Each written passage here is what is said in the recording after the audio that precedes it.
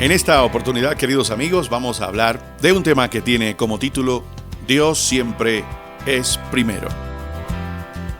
Y está basado en la actitud que tuvo Salomón, una historia más que encontramos en el primer libro de los Reyes. Salomón fue un hombre que adquirió un regalo maravilloso que Dios le dio, la sabiduría, y le añadió otras riquezas y otras bendiciones que no había pedido, pero como añadidura. Fruto de que a Dios le agradó lo que pidió, Dios le añadió firmeza en su reino, sabiduría, fama, poder, estabilidad, riquezas, tantas cosas. Pero la clave está en que él priorizó a Dios, amó a Dios. Y aunque de Salomón también tenemos que considerar errores grasos que cometió, el balance de su vida fue un hombre que pudo palpar, pudo corroborar que mientras priorizamos y amamos a Dios por encima de todas las cosas, como dice ese gran mandamiento, la consecuencia será una vida de plenitud en todos los aspectos. Les invitamos entonces a que disfrutemos esta temática. Dios siempre es primero. Cuando murió el rey David, su hijo Salomón asume el trono como el nuevo monarca, como el nuevo rey. Era muy joven aún, y la enorme responsabilidad fue un peso para él. Además de ello, su padre había sido un gran rey. El estándar que había colocado era bastante elevado, y el pueblo de Israel esperaba que fuera tan bueno o mejor que David, su padre. Sí, no podía estar por debajo de las circunstancias. Así que estaba en graves problemas Salomón. Era muy muchacho, no había vivido la vida que formó el carácter de David, y por supuesto era muy joven, no tenía la experiencia. Sin embargo, Salomón seguía los consejos que le había dado su padre, pero sentía que ello no era suficiente para convertirlo en un buen rey. De acuerdo al relato que hemos oído, esa noche, el día en que Salomón tuvo un sueño con Dios, Salomón la pasó en un lugar llamado Gabaón, y mientras dormía, Dios se le apareció en un sueño y le dijo: vea, mi hijo, pídame lo que usted quiera. Pídame lo que quiera, que yo se lo daré. Increíble que Dios se nos aparezca y nos diga: ¿qué quieres? Pídeme un deseo, que yo te lo concedo. No es una situación muy fácil. De seguro, este muchacho se puso a pensar: dame un momento, Dios, déjame y pienso bien para no equivocarme y no pedir neciamente. Y después de haber reflexionado, dijo: yo soy un joven, soy muy muchacho, soy inexperto, no tengo experiencia y no sé qué hacer. No sé entrar ni salir, dice la Escritura. Y miren lo que pide: ya sé, dame sabiduría para que pueda saber lo que está bien y lo que está mal. Sin tu ayuda, oh Dios, yo no podré gobernar. El Señor le agradó esta petición, le agradó esa actitud, le agradó el pedido que Salomón le había hecho. No había pedido riquezas, no pidió vanidad, no pidió tener larga vida, no pidió placeres, no pidió poder, pidió sabiduría para ocuparse de los asuntos de Dios, de los negocios de Dios. Esto me hace recordar, en una ocasión Jesús, ya siendo un adolescente, sus padres lo habían ido a Jerusalén a celebrar una de las tantas fiestas solemnes que solían hacer como judíos que eran. Y Jesús se les extravió en medio de la muchedumbre, en medio de la multitud.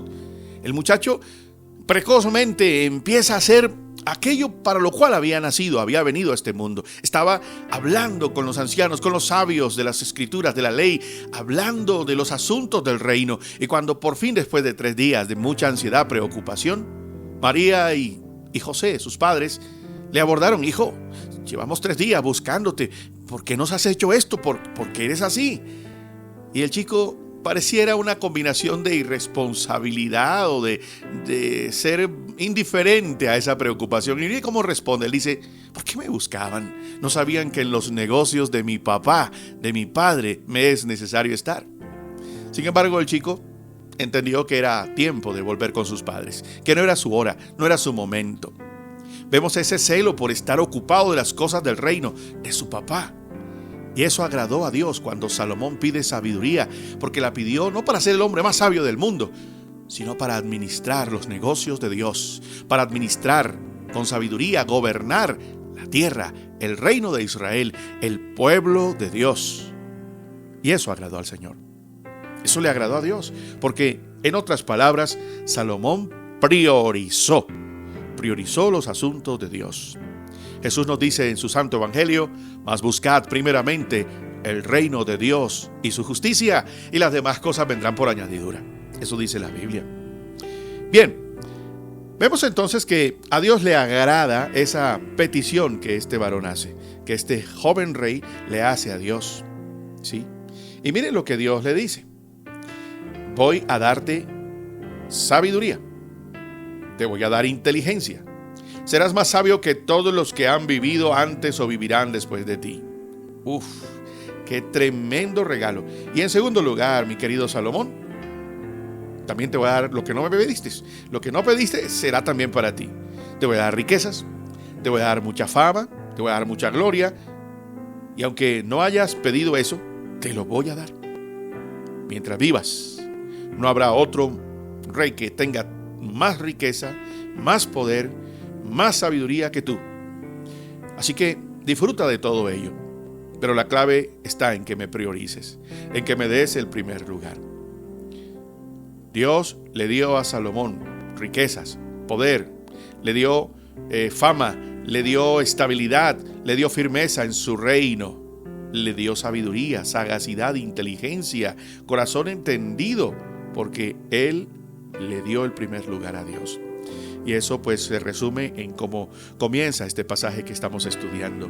Salomón amó a Dios, amó a Jehová. Hay algo muy particular en el carácter de Salomón que lo asemeja al de su padre. Tanto David como Salomón fueron, como diríamos, extravagantes para honrar a Dios. Sacrificaban exageradamente holocaustos, no escatimaban darle a Dios, sacrificar bueyes, sacrificar cosas valiosas, costosísimas, porque honraban a Dios con desprendimiento. Y esa actitud agrada a Dios. No escatimar para Dios, darle lo mejor, darle excelencia, darle con calidad, darle lo mejor. ¿Qué podríamos decir nosotros aplicándolo a nuestra vida actual? Vale la pena, como alguien alguna vez dijo, vale la pena gastarse en Dios. Que mi vida se gaste en Dios, que mi vida se invierta en Dios, que mis días terminen sirviendo a Dios. Esa es una buena inversión. El recuerdo de la reconocida sabiduría del rey Salomón perdura hasta nuestros días. Salomón tenía un entendimiento fuera de lo común y su conocimiento era enorme. Dios le dio a Salomón sabiduría, inteligencia, le dio una gran capacidad para comprenderlo. Todo el pueblo de Israel escuchó cómo el rey había solucionado situaciones, conflictos que le llevaban a su trono, que le llevaban, a su despacho. Salomón se ganó el respeto de su pueblo. Salomón ganó renombre y fuera de las fronteras también fue conocido por otros monarcas que estaban siempre deseosos de conocer su reino y de escuchar, de tener una audiencia con el rey. Qué bonito. Como hasta para nombre de película, una audiencia con el rey. Todos querían hablar con un hombre que valía la pena hablar con él. El que hablaba con Salomón, algo bueno podía extraer de esta plática con este destacado y joven monarca. ¿Cuál era la clave? Era un hombre lleno de Dios, lleno de la sabiduría que Dios había depositado, había vertido en él. Era un recipiente lleno de la presencia del Señor y eso le permitió gobernar con mucha autoridad, con mucha firmeza, con mucho juicio. Vaya que se necesitan líderes de ese talante.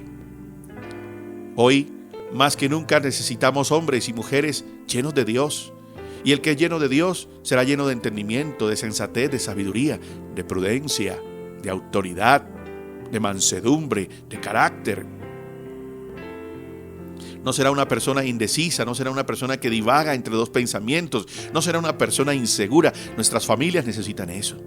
Necesitan de padres firmes, sabios, seguros, que aman a Dios, que respetan a Dios, que le inculcan a su familia dónde está la clave para tener una familia exitosa, para tener una empresa exitosa, para tener un gobierno exitoso. El principio de la sabiduría, dice la Escritura, es el temor a Dios, es el amor a Dios, es el darle lo primero a Dios. Allí está la clave para que todo nos salga bien. Un reencuentro con la vida, un reencuentro con la vida, un reencuentro